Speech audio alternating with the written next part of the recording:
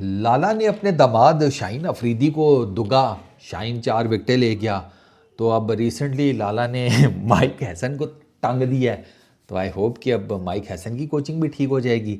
सबसे पहली चीज़ तो ये है कि माइक हैसन को जो लोग अंडर रेट कर रहे हैं ना, माइक हैसन कोच बुरा नहीं है। न्यूजीलैंड की ये जो ट्रांसफॉर्मेशन आप देख रहे हैं ना इनकी क्रिकेट में, ये माइक हैसन की बदौलत है। माइक हैसन ने न्यूजीलैंड की क्रिकेट को बहुत ट्रांसफॉर्म किया है with Brendon McCullum.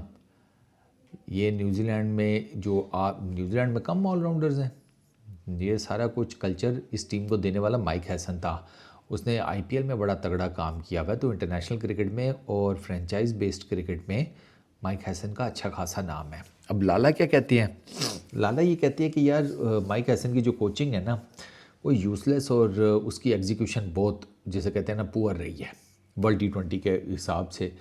He said कि यार ये जो कोचिंग स्टाफ है ना, ठीक है, इन्होंने अपना होमवर्क प्रॉपर नहीं किया वर्ल्ड कप से रिलेटेड, और इन्होंने टीम को सही तैयार नहीं किया। आई बिलीव होमवर्क पूरा था, अच्छी खासी आप क्रिकेट खेल रहे थे पिछले 1 साल में, आपने ठीक ठाक T20 क्रिकेट खेली है, आपको जिसे कहते हैं मौके भी अच्छे मिले। आप ट्राई नेशन सीरीज़ उठा कर देख लें, फिर उसके बाद एशिया कप उठा कर देख लें, फिर उसके बाद दोबारा ट्राई नेशन सीरीज़ श्रीलंका के साथ, साउथ अफ्रीका के साथ, ऑस्ट्रेलिया, यू नेम इट, आपने क्रिकेट खेली है, आपका होमवर्क हुआ हुआ था। आपने जो एग्जीक्यूशन है वो प्लेयर्स ने करनी थी, और प्लेयर्स एग्जीक्यूट नहीं कर पाए गेम प्लान को। एडवांटेज प्लेयर्स को अपने एडवांटेज में यूटिलाइज़ करना, ये वो नहीं कर सके माइक हैसन। अच्छा, बाबर को नंबर 4 पर भेजने का जो डिसीजन था वो नहीं समझ में आया लाला को। उन्होंने कहा बैटिंग ऑर्डर को बिला वजह में इतना ज़्यादा चेंज कर दिया गया। हैंडलिंग ऑफ सीनियर प्लेयर्स को प्रॉपर अपॉर्चुनिटी नहीं दी गई इस मेजर टूर्नामेंट में, जिसकी वजह से उनकी प्रॉपर परफॉर्मेंस नहीं आई। अच्छा, और लाला ने क्या कहा कि कि अगर आप सीनियर्स को चांस दें, आपका कम्बिनेशन बेहतर हो, तो ये आपको परफॉर्म भी करके दे सकते हैं। मुझे तो नहीं लगता लाला, मुझे लगता है कि इन सब के छोले मुक चुके हैं, इनका तेल पानी जो है ना वो फूका जा चुका है।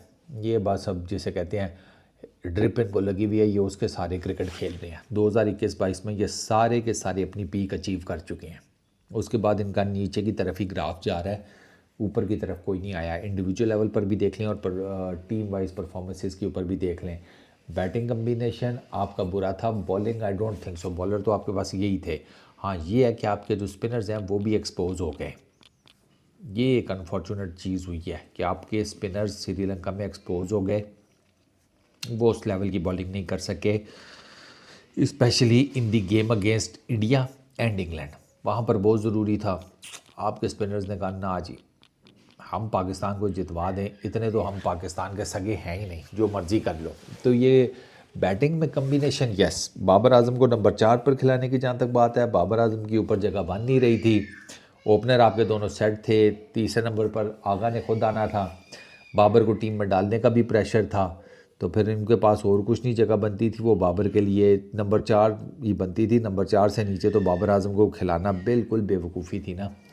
तो उस वजह से फिर बाबर आजम को नंबर 4 पर किया गया था। बाबर आजम के फैंस का प्रेशर, मीडिया का प्रेशर, क्योंकि मीडिया ना ऐसा दो मुँहा सांप है, कभी आपको एक मुंह से डस लेगा, कभी दूसरे मुंह से।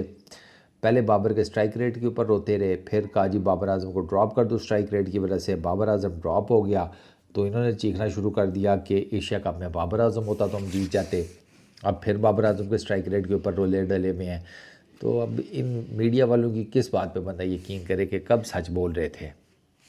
जो साफ सी बात है, बाबर आजम के ऊपर नहीं सिर्फ रिलाई करता, ये जो आपको डिफ़ीट हुई है ना अभी तक, आप ऑलमोस्ट सेमीफाइनल से बाहर हैं, उसमें बाबर आजम का फॉल्ट नहीं है, उसमें आपकी पूरी की पूरी टीम का फॉल्ट है। ठीक है ना। कोच का भी है, लेकिन कोच का बेसिकली ये होता है कि कोच आपको लड़कों को एक प्लानिंग या एक जिसे कहते हैं लाइन ऑफ एक्शन बता देता है, करना ना करना वो प्लेयर की अपनी मर्ज़ी होती है। ये जितने भी आपकी सीनियर लॉट है, बाबर, शाहीन, फ़खर, शादाब, और कौन है इनमें, हारिस रऊफ़, ये मतलब जो अच्छे खासे टाइम पीरियड से क्रिकेट खेल रहे हैं। हारिस रऊफ़ वर्ल्ड T20 का पार्ट नहीं है, बट स्टिल आप इनमें से देख लें, इन्होंने आपको कोई मेजर टूर्नामेंट नहीं जिताया और ये सारे के सारे 2021-22 तक ठीक थे, उसके बाद बिल्कुल रह गए हैं। तो ये जो आप कह रहे हैं ना रोल्स, जैसे सकलैन भाई भी कहते हैं रोल्स नहीं डिफ़ाइन थे, बुढ़े हो गए हैं अब, इन्होंने क्या रोल्स डिफ़ाइन करने हैं। अब इनको किसी थिएटर शेटर में कोई रोल मिल जाए किसी बाबे बूबे का, वो एक अलहदा चीज़ है।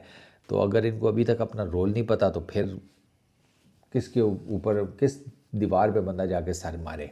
शादाब को अपना रोल नहीं पता, बड़ा सिंपल सा रोल है, जब बैटिंग करनी है तो मेक श्योर करना है कि तेज़ स्ट्राइक रेट के साथ नीचे अच्छे रन्स बन जाएं उसके बैट से। जब बॉलिंग करने आए तो विकेट्स निकाल ले, इकॉनमी बेहतर हो। ये रोल कौन सा मुश्किल है? शाहीन ने नए बॉल से विकेट लेकर देनी है, ये रोल कौन सा मुश्किल है? बाबर आजम ने टीम को एंकर करना है, लेकिन बाबर आजम का प्रॉब्लम ये है कि नंबर 4 के ऊपर जब वो आया तो वो बाकी जो बैटिंग लाइनअप है उसमें हिलजुल पैदा हो गई है और बाबर आजम वैसे ही चलती फिरती डक बना हुआ है। तो there are so many factors. ये नहीं माइक हैसन के सर पे बंदूक रख दी, ये बुनियादी तौर पर हमारा पुराना प्रॉब्लम है। प्लेयर्स को बचाने के लिए हम जो हेड कोच है ना उसकी बलि दे देते हैं, प्लेयर्स की दें, प्लेयर्स की। शाहीन को बाहर किया था ना, चेक करें, लाला ने खुद बाहर किया था, कहा था कि इसको बाहर निकाल दो, ये नहीं, इसका नहीं बनता टीम में। वो शाहीन बाहर से होकर वापस आया तो 4 विकेटें ले गया। ये है, ये इनका प्रॉब्लम है। ये कभी कभार बीच में एक परफॉर्मेंस दे देंगे, उसके बाद सारा साल उस एक परफॉर्मेंस की बेस के ऊपर रोटियां तोड़ते रहेंगे। तो अब यहाँ पर माइक हसन क्या करे? इस वीडियो में इतना ही। Peace out.